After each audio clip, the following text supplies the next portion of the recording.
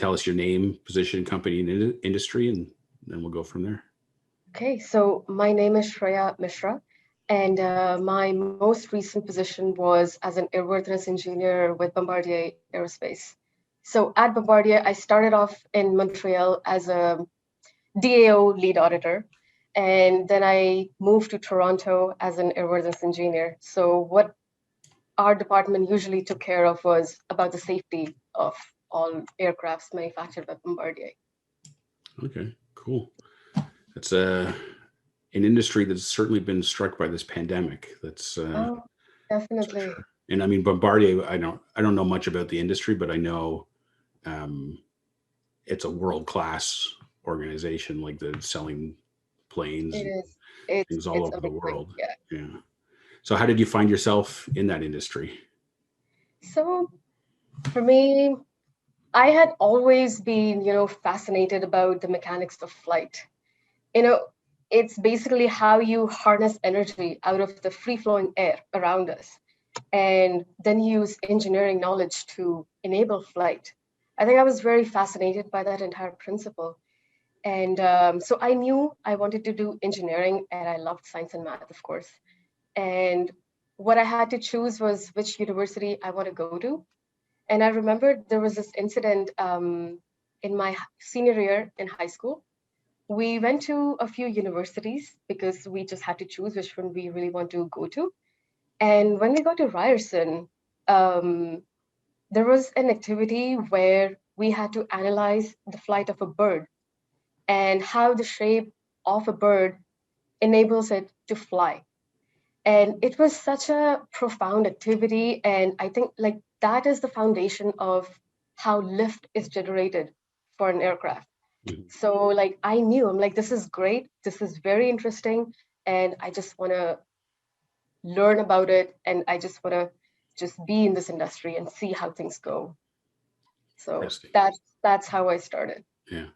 I think it's a great connection point. I mean, if you think about it, a lot of what man has made Mm, stems from watching nature, and obviously if you want to fly, yeah, studying birds and understanding what they're doing yeah, is a good place to start. absolutely. That's Yes. interesting. Yeah. So I know in all the industries I've worked in, terminology and jargon is very unique Mhm. in each industry. I can only imagine in engineering and in aviation that it's the same. Maybe you can give us some examples of some of the language that's used in the industry that people that don't work in it, if they heard you talking, they'd have no idea what you were talking about. So maybe you can enlighten us.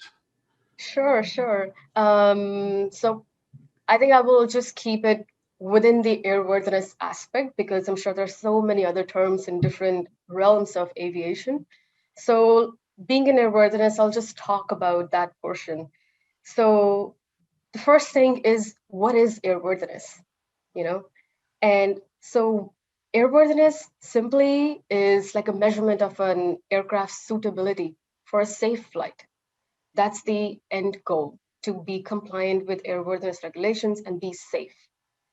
And the next thing that really comes to mind, and I think I'll start with this because it will help me down the road when we go through more terms. Sure. Um, there is this term called in service. What does it mean when I say an aircraft is in service? So when an aircraft is assembled and it comes out of the production line, it achieves like we give it a certificate of airworthiness, or it's called CFA. And the moment an aircraft receives its certificate of airworthiness or CFA, it is said to be in service. Like basically, you can just think about it as being delivered to the customer. Right. So started its operational life now. And the other term that comes to mind is continuing airworthiness. And what continuing airworthiness means is it's really a set of processes. Like all manufacturers, whether it's the manufacturer of an airplane, an engine, like all those components, they have a continuing airworthiness processes. They ensure that anytime during the operational life of an aircraft, it complies with all the applicable airworthiness regulations and it is also safe for operation. So for example, if say, for example, you are a customer, you're an operator operating an airplane, right? And if anything goes wrong with it, you like you will come back to us, and the manufacturer will make sure that we find out what went wrong, why did it go wrong, and we will implement corrective actions to make sure your airplane is safe to fly again. That whole set of processes is continuing airworthiness. And that's all heavily regulated by the government, I suppose. Very heavily regulated. Yeah. So the next term, it's called service difficulty reporting. I think that would really show you how highly regulated this is from the government as well, and it's not just the manufacturers. So service difficulty reporting is a process that allows the operators, owners, AMEs, or other people, it provides them a platform to report problems, to report some occurrences, defects, or anything that might affect the safety of an aircraft. So there is a WSDRS called Web Service Difficulty Reporting System on Transport Canada's website. Okay. And you can actually go in there, you can give the details about your aircraft, brief description about the event, like what happened, and you can generate an SDR from there. And that goes to the manufacturer of the component, that goes to the OEM, and even Transport Canada has a copy of that. So and then from there, we take on the next steps at how can we fix that. So there are a lot of people involved in this process. Even if it's like the tiniest problem, we make sure it is dispositioned properly. Right. Yeah. Interesting. Yeah. One thing comes to mind, like I know as a traveler, the first time I went to Europe, I was going on a red-eye flight.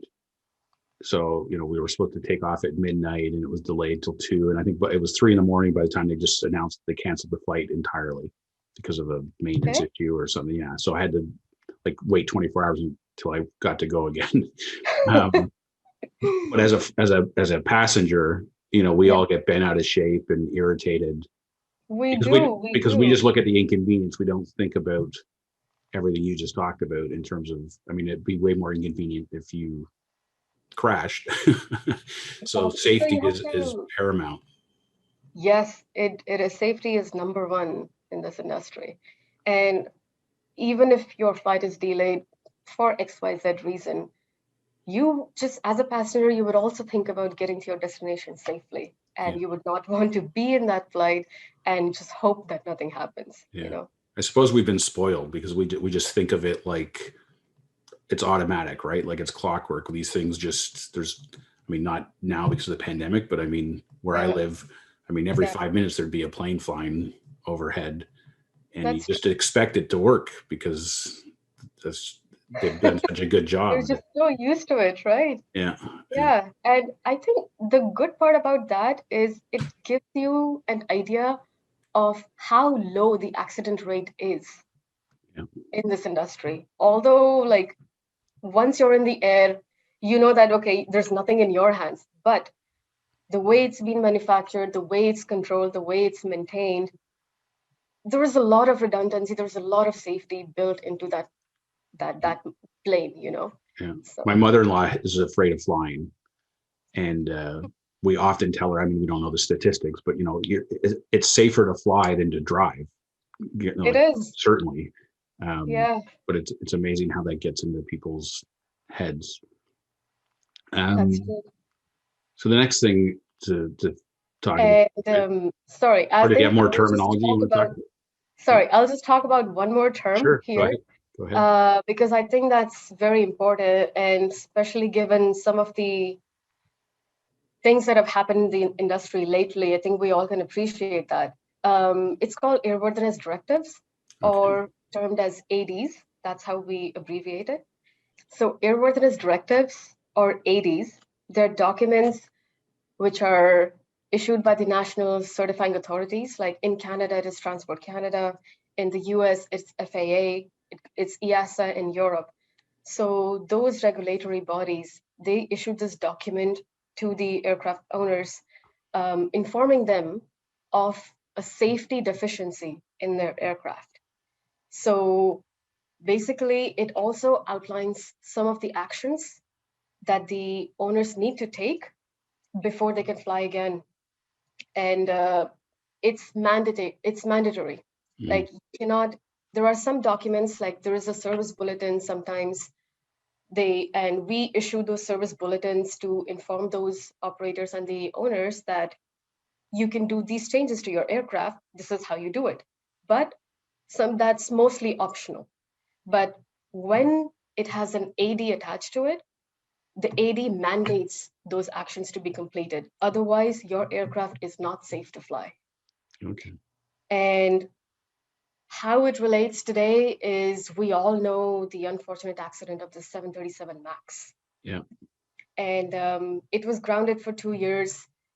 There was a whole deep investigation that went into it. Just earlier this year, like in January this year, it got the green light to return to the skies again. And with that green light, FAA and Transport Canada, they issued an AD which listed actions that they had to do, some design changes. You have to do some more crew training and some more activities. You need to do that before you can actually fly that airplane. Yeah. So that's mandatory for them to make sure 737 MAX is safe when it returns to flight. Yeah. Yeah. It's interesting. Yeah, it's I mean, when you think about the billions of dollars that are, in grounded aircraft, I don't know how many 737 Maxes there were, but my Oh my understanding God, is I know. there's, it's billions of dollars worth of stuff sitting there locked down until you can get this thing figured out. I think I saw the CEO or whatever of the company on the news, like they were basically questioning, like, would you fly on that plane with your family? And of course he was like, absolutely. So Yeah. it's interesting. Yeah. Yeah. Cool. Was there any other terms you wanted to go over? Or, No, I think that that's good. covers a fair Okay. bit. Yeah. Cool. Yeah, very interesting. So the next thing we talk about, which I think will probably tie into the safety aspect, but how is success measured in your industry? What are the key performance metrics that are used? Okay. In my industry, let's talk about just airworthiness again. It's Sure. such a broad way. Yeah. So you're right. Like one of the foremost things and the priority is ensuring safety at all times. Like you have to ensure that your aircraft, they're compliant with the airworthiness regulations and they're safe for flight at all times. Like the level of risk has to be acceptable. It cannot be unacceptable at Yeah. any level.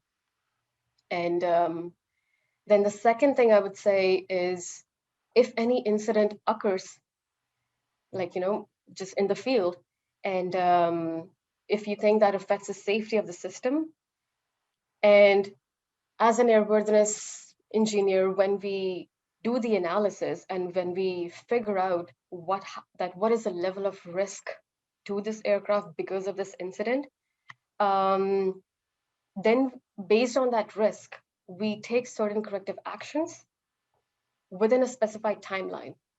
And now that timeline is not determined by the manufacturer or because you cannot say that, oh, I have these projects, so that means I can fit in this schedule for me. No, no, no. Right. That's predetermined because there is a safety concern out there on the field. So you have only that much time, X number of months to get it done. Yeah. As part of So that analysis, I suppose, to figure out if the issue is specific to that aircraft or if it's a systemic issue with that model. yeah, you're right.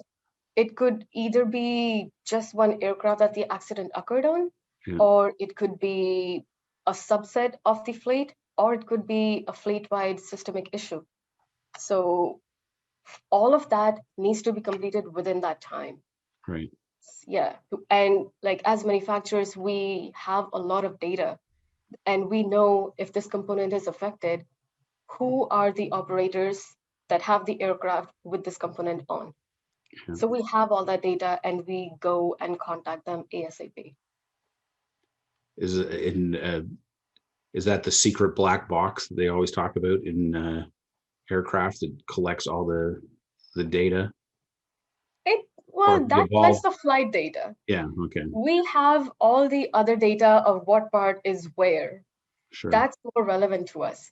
And obviously, we have other flight data as well, like how many flight hours are on this aircraft, how many landings it has had, is it approaching any life limit? Right. So we have all that data to enable us make an informed decision on that. Cool. What is the life cycle of an aircraft? Like, do aircrafts last, I don't know, decades, I suppose, Oh or yeah. yeah, Oh yeah, they do last decades, yeah. several decades. And I guess by the end of their life, a certain percentage of the aircraft has been replaced with parts and There are some of the parts do get replaced because some of the parts could have a life cycle of just maybe 20,000 landings or like right, not even 20,000. Some of them, it depends how critical the part is. And it could be either 2,000 or 5,000 or some thousand landings or that many thousand engine cycles.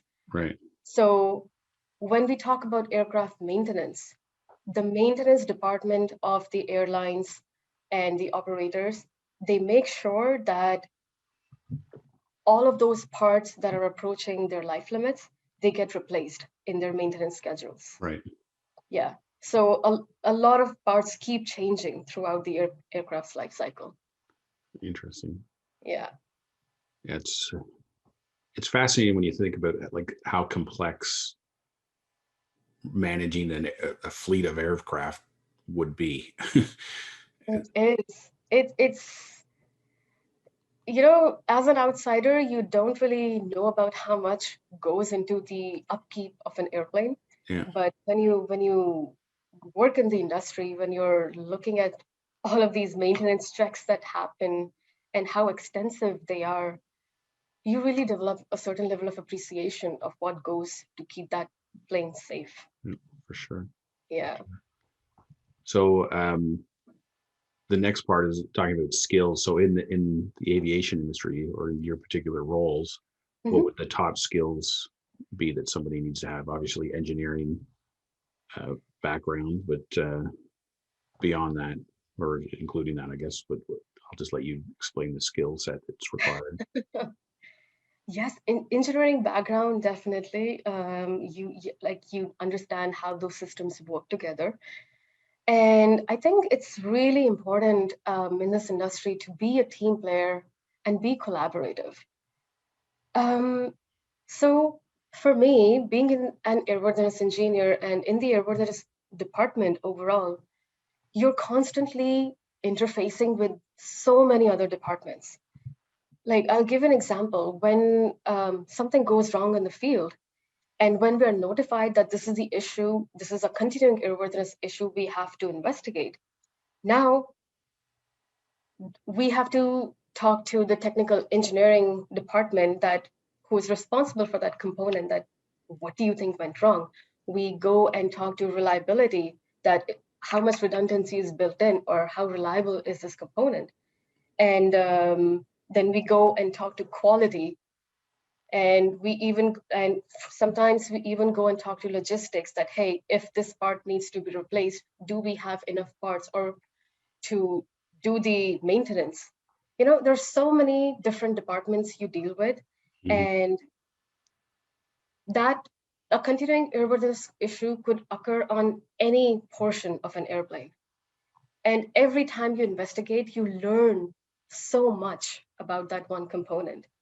And that's why you have to be a team player. You have to be open to learn from other people and just be very collaborative because there's a lot to learn, there's a lot to do, and you need to work as a team to keep that plane safe out there. So I think that's very important. Secondly, stakeholder management. That's key in addition to all of these departments that you deal with. The airworthiness department, at least at Bombardier, we're also the official channel of communication between Transport Canada and our engineering specialists internal to Bombardier. So you need to be able to talk to your different levels of audience. You're talking to Transport Canada, FAA, YASA, and you're transferring information and all the data to your engineering specialists, and you're doing vice versa. There's a lot of stakeholder management that comes into play. And just the third thing I would really emphasize on is, we used to joke in our department that we're engineering lawyers. Because when you think about it, airworthiness, yes, you have to meet the regulations. And in order to do that, you really have to know the regulations. Yeah. And it's not just having an overview or having an idea of what it is. You have to know it in depth. And you have to just understand whether it meets a certain regulation or it doesn't, you know? So you have to keep yourself up to date with new regulations that come up, and you have to read those documents, and you just have to have an understanding of that. Interesting. Yeah. That's a good way to put it. And I mean, lawyers have a bad rap until you need one, and then everyone wants a good one. But thinking of it in that term is quite interesting. Yeah, we just call ourselves our engineering lawyers. Yeah. It's fun. Yeah. The next question is about what the best advice you would give for somebody thinking of getting into this industry. I know where I used to work, I mean, it wasn't engineering, but it was technology, and promoting and focusing on helping young women get into STEM careers has been a kind of a focus of a lot of businesses. And I mean, here you are as a young woman in this industry. So, maybe if you think about your advice kind of in general terms, but then maybe something more specifically for any young women out there that's thinking of getting into engineering and aviation, what would you tell them? What would I tell them? That's an interesting question. And, when I used to be when I was in Montreal, we used to hold events. Like I was a part of a group called Women in Engineering at Bombardier. Okay. And we used to host events, and which had many workshops and many booths where kids could come. It was sometimes we used to do it for age groups of 7 to 13. Then there was an age group from 15 to 16, 13 to 16. So for those two age groups, we would, really invite the parents to bring in their kids, especially their daughters, to be exposed to the aviation industry and see what are the different aspects within the aviation industry, see what they like, and just do some activities. Maybe they find that they like it. So Bombardier is really supporting women in engineering. And there are a lot of organizations out there who support women in aviation. So I would really suggest them to become a part of this organization. Even in Canada, also, we have Women in Aviation, and we have another organization called Elevate Aviation. They exist to mentor people, mentor the youngsters, especially younger females, to get into aviation, and what do they need to make a career out of it. So I think you should check out those links. I I can provide add those links into the bio of this video. So yeah, I'll provide you those links, and that's good. And the other things, the advice would be, again, as I said earlier, be open to learn. And you'll just learn so much from people. You'll see different perspectives, and you'll just be better equipped to deal with challenges when you have the support system around you. And second, don't be afraid to ask questions. In each industry, like in any other industry, aviation also, they're full of abbreviations, jargons, and there could be the very simplest terms which could actually mean something totally different what you and I might think. Yeah. I'll give an example. In airworthiness, when we talk about, like, we used to do a lot of design changes into the aircraft, and these design changes could be major, they could be minor, right? And there are some major design changes which are termed as significant. So when I say the word significant, it doesn't just mean that it's important or just like a very big change. Mhm. In airworthiness, there are like a list of requirements that a design change needs to meet in order to be categorized as significant. If you don't ask that question, you would not know. Right. So it's so trivial, but it does carry a meaning within it. Mhm. So don't be afraid, don't be shy to ask questions. You will only learn. That's it, right? Yeah. And the last thing I would say is volunteer. And when I say volunteer, I really mean to just volunteer with organizations, because I know firsthand that's how I got my first job in the industry. So I was in university, and it was just summer vacation time. I was not taking any courses. So I thought, why don't I just, volunteer with one of the aviation organizations that are in Toronto. And I found this manufacturing organization. It's called Naranko, and they manufacture landing gear components for the aircraft. So I just connected with one individual, and they invited me for an interview. I went in there thinking that I will just volunteer for the summer. I'll at least gain experience, Yeah. right? While I'm still in school. And on that day, they actually offered me a job. Wow. They're like, I know you came in for volunteering, but I would like to offer you a job. And I was like, I was thrilled. I was like, yes, what could be better than that? So I ended up working there the entire summer.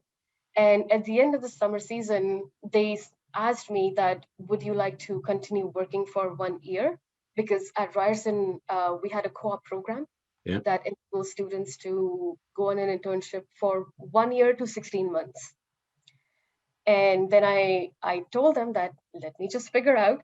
Then I went to my university, and then they gave me a heads up that, yes, that's a good experience. We will consider that to be your internship. So I ended up working there for 16 months. Wow. Yeah, so you don't know what might come out of that volunteering opportunity. So just connect with people on LinkedIn. Just if you find any connections, just email them. It's very beneficial. Yeah. That's great advice. Yeah. Cool. So the last question is just about the impact of the pandemic. I know Hmm. there's been a lot of things that I've touched on. Mostly, I'd say, the way the medical system works in terms of now you're not waiting around in waiting rooms anymore. You can deal with your doctor on the phone or on email. And Yeah. I'm like, why hasn't it always worked like this? It's so much more efficient. But is Yeah. there anything in particular you can think of? I mean, obviously, with flights being grounded and the industry has gone through a huge, I mean, shutdown through the pandemic, but Mhm. other things or processes that have been put into place in response to the pandemic? I mean, now that flights are resuming, there's different checks and balances put into place. Are there things that you see that will continue beyond the pandemic that benefit customers or benefit the industry? So one of the very interesting things we discovered, just with all the borders being closed, all the travel restrictions, and people still want to travel. They're just missing it, and they're not just missing travel. We're just missing the entire experience of going in a flight and just flying in an airplane. That entire experience was also missing. Yeah. So there was this very interesting thing. I don't know if you heard about it. The airlines recently came up with a flights to nowhere concept. Yeah. So I think I did hear about it. yeah, yeah. So they just take off from the same airport, and they just come back. They just take a round, and then they come back. I think that was good. I mean, it keeps the airplanes working. It keeps the public happy, Yeah. and some of the airlines, they also started doing scenic flights, and they fly low over the historic landmarks. Yeah. So, and they even have I was reading somewhere in order to, like, facilitate entertainment for their flight, because they know that they're not really going to a particular destination. Yeah. They sometimes used to have celebrities. They would host the people in the cabin, and they would just have a surprise celebrity in there. That's a So that cool idea. added to the entertainment of the people. Yeah. So I would not be surprised if they still continue that even after the pandemic. Yeah. Yeah. Those are Yeah. great examples of, innovative ideas that never would have come to fruition if it wasn't for That's the true. pandemic. So that's Yeah. awesome. There were so many people, especially in Taiwan, when they have the Hello Kitty airplanes. Oh yeah. People love going on those airplanes. Yeah. They really increased the number of flights, these scenic flights in their aircraft. Yeah. So maybe that's there to stay. Who knows? Yeah. Yeah. Yeah. I remember seeing that Hello Kitty thing. It's so funny. They are. Well, that's great. Well, this has been awesome. I've learned so much. So thank you. Is there anything else you'd like to share, or are we good to wrap it up? Oh, I think we talked about a lot. I think that does sum up airworthiness in general. It gives the viewers an idea of the safety that's built into each aircraft. Yeah. And how diligent the manufacturers, the companies, and even Transport Canada is to make sure that each aircraft is safe. And that term that something just falls through the cracks, you don't see that when any of these continuing airworthiness or SDRs are raised. You don't see that happening in this industry, because that's just not an option. Yeah. Absolutely. So no, I think we covered a fair bit. I'll have to share this with my mother-in-law, and maybe this will Maybe through her she fear won't be of scared to flying. fly. That's right. Yeah. No, it's safe. That's Yeah. awesome. All right. Well, great. Thank you very much. Thank you, Greg. Thank you.